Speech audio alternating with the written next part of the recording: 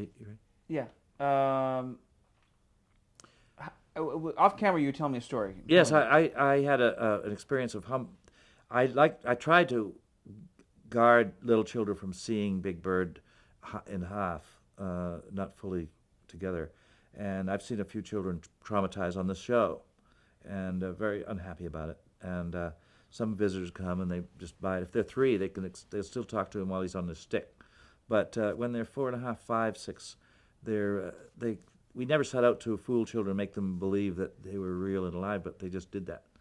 And because I mean, you wouldn't think somebody would really believe somebody could have eyes like sticking out of their head, big as giant ping pong balls.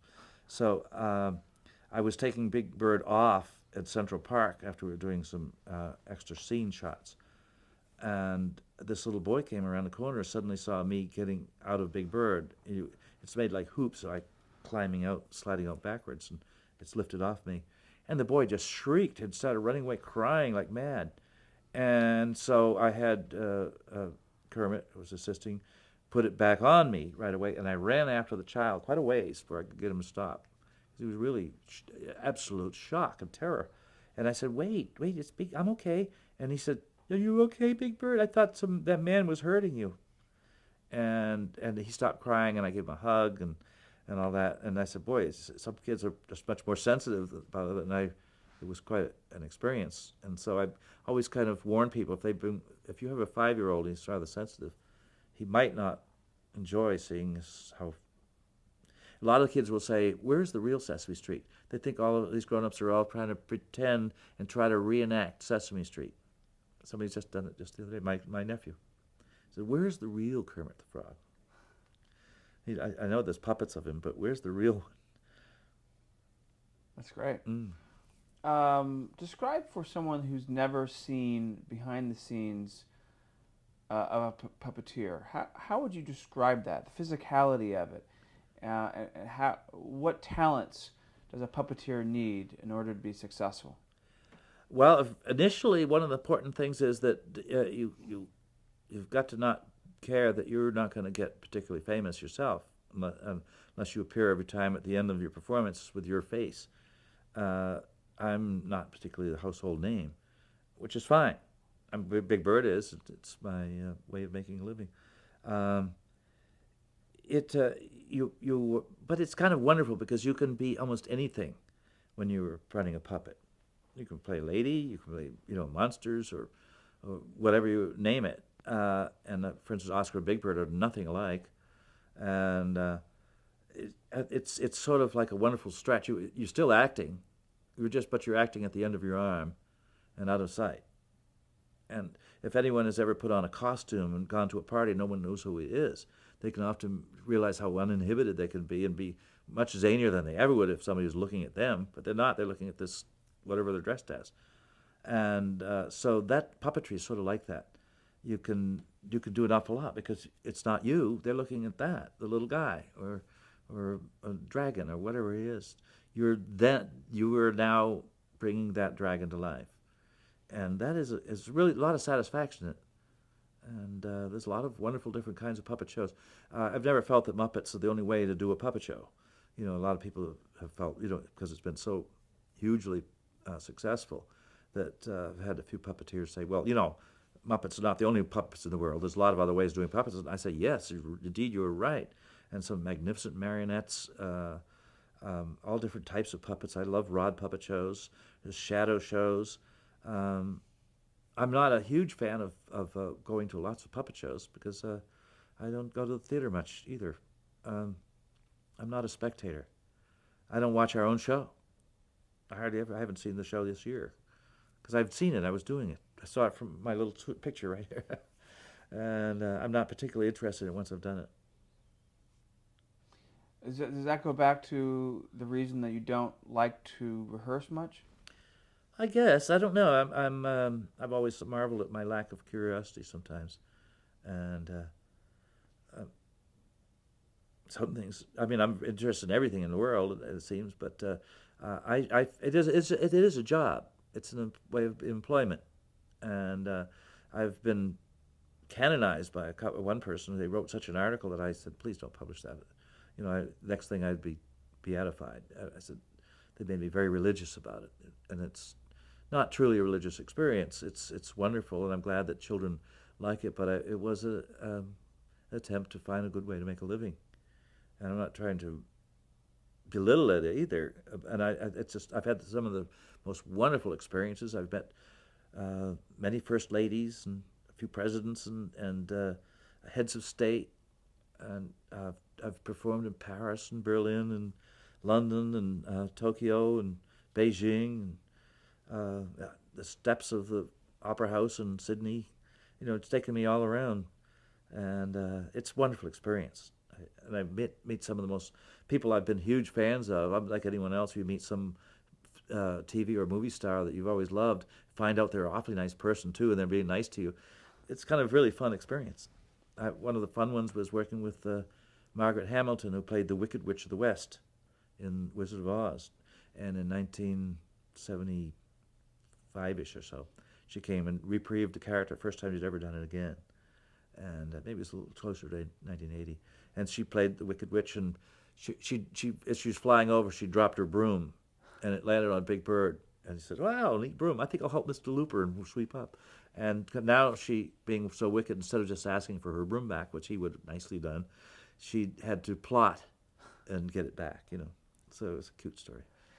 How does Big Bird travel when he goes to another country? It's sort of like a massacre. He's in different suitcases. His head in one with his tail, and his feet in a bag, and his body in a bass drum case, and he goes into cargo. For a long time, his body would travel in a bag that looks like a big beehive, and we'd put it by him a seat on airplanes for half price, and it would take 2 seats. But now there are no half price tickets, and they put him in cargo. It's much better anyway. Ever any problems with customs? Well, we had fun one time. Kermit Love is a feisty man, and one time we were leaving Canada, and we had this great yellow bag, which is hooped to keep it in shape, and we go heading for the plane and leave Canada, and the custom agent says, "Wait a minute, what's in that bag?" He says, "It's just feathers." And he said, "Well, let's see inside." He said, "No, there's no reason to open it." He says, "Well, sir, I have to open it. I have to inspect it." And I said, he wouldn't open it. 20 minutes later, he still would not open the bag. I said, "Just all you do is unzip it. It would just drop open, and you could look in. There's nothing in there, just hoops on with netting with feathers glued. Not and one wing. Let's see, both wings are still attached. Yeah, and that's it though." And he wouldn't open the bag for him. Until finally he said, "Sir, I'm about to arrest you." "No, you're not going to open it." I said, "Kermit, they're going to arrest you in a minute. Now it isn't, show him the darn feathers, And he finally did. And another time we're trying to leave Canada, I did a concert. I then did a series of concerts starting in 1980. Jim had a friend, Kermit Love had a friend, and Joseph Levine was a conductor. And I did my first show in Honolulu. It's called a keiki concert. Keikis are children in Hawaiian. And so that started a series. And my first one I had worked with was Arthur Fiedler, who gave me his baton. It's right over there on the piano. Anyway, I did a whole series for 8 years till the reason why I stopped, I got so tired of sweating. I would do an hour and 10-minute show, and I would lose 3 or 4 pounds. And I really got tired of sweating. And so I said, I think we'll just end it now. And haven't done it again for 17 years. But I really enjoyed those years, except for the sweating. Let's talk about some of the regulars that you have worked with for all these years, and if you could describe them personally, professionally. Well, the regulars on the show. Yes. Yes. Bob McGrath. Bob McGrath and Susan, played by Loretta Long, Dr. Loretta Long. They're the only, and myself, we're the only originals left. The next longest one, I think, would be Jerry Nelson, who does the coat. He's fabulous. He's the complete puppeteer to me. He does a huge range of voices. He's wonderful. And he joined the second year, although 2 years before that he had done work for Jim, so Jim knew him. And as the show grew, we needed more puppeteers, and so he was the next regular one. And but the original characters we became friends. Bob McGrath is a wonderful fellow. He's just the fellow you see on TV, and also probably the finest voice on television. And he's just the salt of the earth. So he's been wonderful to work with. And I went to his daughter's wedding last fall. And he's great. And then about the fifth year, Roscoe Orman took over the role of Gordon, and he's a very great fellow. It's like a family. It's really, and Loretta and I have even made a pilot of our own show, which didn't go, but we're great friends. So whenever we see each other, it's like, oh boy, it's like old home week. And Mr. Hooper was the sweetest fellow, man who had actually been on blacklisted because of Elia Kazan's stuff and Joseph McCarthy. He was on that blacklist and couldn't perform. He was about as much communist as my little finger. You know, it was ridiculous. His name was? His name was Will Lee, and he played Mr. Hooper, who Big Bird could never say the name. And instead he would say? I would say, oh, hi, Mr. Looper, or hi, Mr. Duper, and then finally would get away with Mr. Pooper, and then he would always say, that's Hooper, Big Bird. And one day I just one of the wonderful things on Sesame Street is that you can ad-lib all you want, as long as you don't lose too much track of where you're going. So one day I walked in and I had the bird say, good morning, Mr. Cunningham. Oh, gee, I wasn't even close. And I ad-libbed that first, and John Stone was the director. He says, oh, that's funny, do it, and so we did it on the air. And but that was always a steady, fun thing. And he died of prostate cancer. Which I want to talk about that episode, but that's interesting to me that the Sesame, now it's called Sesame Workshop, but Yes. Children's Television Workshop, yeah. Seem to have controlled the content so much prior to actually shooting the episodes, Yes. as far as the educational content, Right. etc. But then you were able to have that freedom throughout the run of the show? Yeah. They don't mind. Humor, education is the number, it's written right into the material. And then the next most important thing to do is to be funny. And you can put things in that the grown-ups will get that the little kids don't get necessarily, but it doesn't interfere with the story. And if the grown-ups who are sitting with them are laughing, usually children are quite happy when their mother and father are laughing. And I think it helps it be more of a family show. And we've always had complete freedom of I've often for years I didn't memorize the show. I would just got to follow along what the writer had in mind and say it my own way. Now I'm a little closer because the scenes are so much more elaborate than when we started. We do complex stories, and so it takes many pages, and so I can't memorize all that. So I read it, but I can glance read it. So because my eyes are peeled on the little tiny picture, which is only 1.5 inch picture. How long does it take to shoot an entire season of Sesame Street? It used to take it took 5.5 months, but we made 110 new shows every year. Now we're only making 50. So we do it in about 12, 13 weeks. Consecutively, straight Yeah. through? Mm-hmm. And how long does it take to shoot typically an episode? For a long while we were doing 2 shows a day. The shows were pretty simple then. Now it often takes 2 or 3 days to even finish one of them because we have such higher production values. But they try to get it done in one day. But sometimes the stuff is so elaborate. On 3 different or 4 different days, we'll do certain scenes for this big show we've been working on, like when the worms flew to the moon a couple seasons ago. Very elaborate stuff in that, and so sometimes it would take 2 or 3 days to complete one show. Let's talk about when Will Lee died. Yes. How did the producers of Sesame Street handle that? Well, at first they didn't know what to do because he didn't. We knew he wasn't well, but he never talked about it. He never complained. And the last day he was in, he looked kind of purple to me, and I was sitting around on the bird feet, and I put my arm around his shoulders, and I said, in the bird's voice, "I love you, Mr. Looper," and he said, "And I love you, Caroll," and that was our goodbye. And a couple days later, he chose to walk in the Macy's Day Parade, and his health was much worse, and it was a terribly cold, miserable day, and I wasn't there. I don't do parades, and I don't like parades.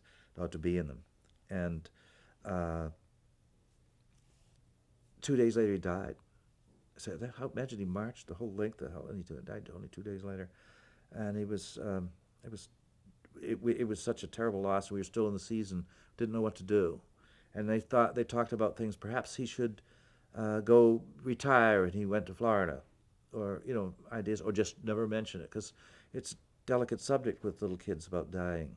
I remember when my little boy Ben lost his turtle died. He didn't know about death. He was 4, and when he was he'd say to me, "Daddy, my turtle died." 10 minutes later, "Daddy, my turtle died."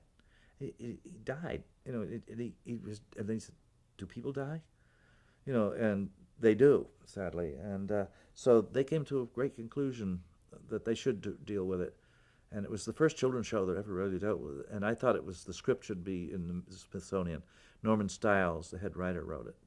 And when I first heard he was going to write it, I said, was he the right choice? Because he writes zany stuff. And but he just hit it right on the head. It was fabulous. It couldn't have been better written. I'm sure you've seen the scene. And I just think it was probably one of the best things we ever did.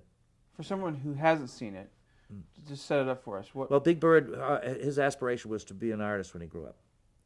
And so he had drawn a cartoon of a caricature of each character. Rather well done for a 6-year-old, but anyway. And who did the artwork by that? I did.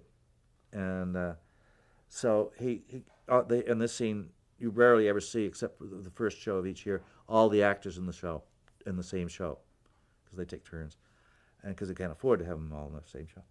And so he comes in. The scene is in the arbor, we call it, the little area right next to Hooper's store, and so Big Bird says, "I brought a picture to surprise each of you," and so he gives them all, and each you see them, and they kind of look like them. I was kind of pleased with myself, but. And I had a nice cartoon of Hooper, and I said, "Well, here's Mr. Hooper's. Where's he?" He said, "Well, don't you remember, Big Bird? We told you that Mr. Hooper died." He said, "I know, you told me." He said, "But when's he coming back?" I said, "Well, when people die, they don't come back." "They don't? Never?" And the emotion was so written in the thing that the tears are real, and he said, "But," and our Elena, who played a woman's not on the show, no, Olivia, Gordon's sister, she really lost it. But I said, but it's so sad. And she says, "That's it." They were really bawling, and trying not to because cameras are rolling. And this show was the very first take is what we did. They said, "Look, we're all here. Let's do it again." But the second one didn't have the same feeling. But he said, "But he's the one who always told me stories. He made me birdseed milkshakes." And they said, "Well, we'll do those. We'll tell you stories, and we'll always remember what a wonderful person he was." And so Big Bird says, "I'm going to take this and I'm going to hang it by my nest so I can always see him." And it's hanging there to this day. I always said, "This is the original drawing. It's fading. Don't you think you ought to get a copy of this and put it somewhere? Put the real one away or something? Because it's now 21 years old." Wow. But it was I think they did the right thing. Yeah. We've tried to show divorce on the show. We made a whole show, and Snuffy's parents were going to divorce because Marty Robinson, who plays Snuffy, was a divorced child, and it's hard to live with. And so in the story, he's all unhappy. The cliche things like often the kid thinks it's their fault, or and all these problems, and they don't like each other, or they won't like me anymore. And they explained, well, they just can't live together anymore, but they both love you, and he's going to. And it was a happy ending, but they tied it for children. They couldn't get past the fact that they were breaking up, and so they never showed it. There goes 150 thou out the window. But they had another show once with Ernie, and they couldn't show that either. It was Ernie's Bad Dream. They showed the good part. We had dreamed all about balloons. They covered the set with thousands of balloons bouncing around, not hot air, but just. But the part with monsters that was wonderful but scary, and they tested that. The kids were in terror. They never showed that one. The show is careful about stuff. They're testing new. We're going to have a new format in the fall, and they're testing elements of it now with children. What What's your favorite episode, if that's possible to? Well, the death scene was one of them, and another one was a scene where, in the early days, I kind of liked it better that way. They always thought that Snuffy was imaginary. He was just Big Bird's imaginary friend. And finally, on this one, Big Bird said it keeps talking about it, but they never get to see him. And so Gordon is working on something, and Big Bird had gone from person to person, and he said, we're really getting kind of tired of about hearing your imaginary friend, because he's never there.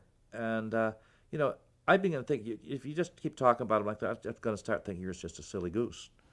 And so he gets very glum, and Snuffy comes along, and he said, Snuffy, I'm not going to be able to see you anymore. He says, what? He says, well, you're not real. He says, I'm not? He says, I thought I was, Bird. And he says, no, they're grown-ups, and they know a lot more than me. And so if you're not, I'm wasting my time with somebody that isn't real, and I don't want to be a silly goose, so this is goodbye. He says, oh, Bird, this is the worst news I ever heard, because you're the best friend I ever had. But, okay, old friend, can we have a hug? And he says, okay. And he starts to hug him, and he said, gee, Snuffy, your tears are getting my feathers all wet. He said, hey, those are real tears. Well, they are, Bird. I'm very unhappy. He says, but if those tears are real, then you must be real. And he said, yeah, I think I am. He said, you're my real, and you're my really best friend. And that was, and we got out, and Jerry Nelson was playing it then. Before it was 50 pounds off balance on your back, and it wrecked his back, and that's why he stopped playing it. And but we talked when we both got out of our things, we were tears all over our face. So we were crying about, because you can really get involved in that. It's, I think, one of the joys of acting is you're into the very emotions that are written, and you feel them, and you're hoping that that's being transmitted too. And I guess it is somewhat. How many episodes of Sesame Street have you done? Do you know? We just finished the 3,875th, I think it was, when we left off, and I've been in all probably about a few hundred of them. Is that overwhelming to you? No, it's just 32 years is what kind of amazing, because it doesn't feel like 32. If you didn't keep count, I'd say, well, what, 18, 20, something like that. But 32, because I was a fairly young man when I got this job. And you, as we talked about earlier, all the way through your teens and into your 20s, you were always working and building and thinking. And what have you been doing besides Sesame Street over these last 30 years? Is Sesame Street enough of a focus for you? Well, that's pretty well a year-round job, in that even though we only do the 3 months, there's hardly 2 weeks go by which I don't have to go to New York for recording. We do a lot of CD-ROM, toys, because toys are the royalties from toy sales are the only monies they receive to use to pay for the rent of the studio and all the people, and it's expensive. And Barney actually hurt us a lot because they were much better at selling toys than us. And so that year he came out, they sold $100 million worth more of Barney toys than any Sesame toys. And so the royalties didn't come in. And so that's when we had to start cutting down, first from 110 to 97, then to 65. Now we're down to 50. There was talk about 35, but they said, no, let's not go less than 50. Frankly, I wish we made more. But it's been very satisfying, and I like my time off as well as working, like anyone might. And so I've decided that since I started out as the artist that I don't have any reputation as an artist, so my ambition now is to become well known as an illustrator and artist. So I'm doing a lot more. I'm starting to study again and learn some techniques and things that I haven't done. So in a way, you're returning to your roots again, as Yes. far as art and animation or Yeah, animation or I'm not. I'm just not art. really interested in animation anymore. Yeah. I'm glad I was able to get away from that. God, is that tedious? I mean, they do some wonderful things, but of course they have teams to do it, not just one person. I was a one-man animation company, and the only animation I really enjoy watching is South Park. It's outrageous. It's not for your kids. Were you concerned at all, especially over the last 10 years, about the commercialization of Sesame Street? Because they were being criticized Well, for. I understand the criticism, but on the other hand, they had to do some because they initially had great funds from the government, and I wasn't comfortable with that we were getting taxpayers' money because it just made me a bloody plutocrat or anything. But to taxpayers paying for anything that I do, they shouldn't have to pay that. And I was real pleased that they were able to then go to the toy stores, and that's why they had to do any of the commercial stuff. Most of it was really pretty necessary to continue doing the show. And you often wonder, well, people have said, why not just show the reruns? Then it's the same ABCs, the same numbers, but we've always keep up with the times, which makes the show more watchable. And I think it's important that they do that because now the format is going to be different for this coming year because they've analyzed, because now with cable there's lots of other things. And overall, I think some of what is available for children to see is outrageously awful. It's terrible. I call it the coarsening of America. It's like much of what's on television it's as adult we've all seen everything. We've heard every all the words and all that stuff. But do you really want to be sitting there and hear some of the stuff that comes out of the tube when your little 9-year-old girl is sitting there with you and you're forced to laugh because it's funny but it's gross? I keep questioning, where are we going here? And I'm not at all for censorship and stuff like that. But I think that if my advice to grown-ups is if you'd like to keep your children innocent a little bit longer, don't let them have free access to the tube because there's an awful lot of stuff that if some man came in your living room and started talking about some of the stuff you see on every evening, you'd say, "Excuse me." The Muppet Show became huge. Yeah. Did you talk to Jim Henson at all about leaving Sesame Street and going there fully, or was that ever Going to what? to work on Muppets Show exclusively rather than Sesame No, Street? I only worked one day with that, or 1 week. I only did one visit, and I'll go on in a minute. Okay.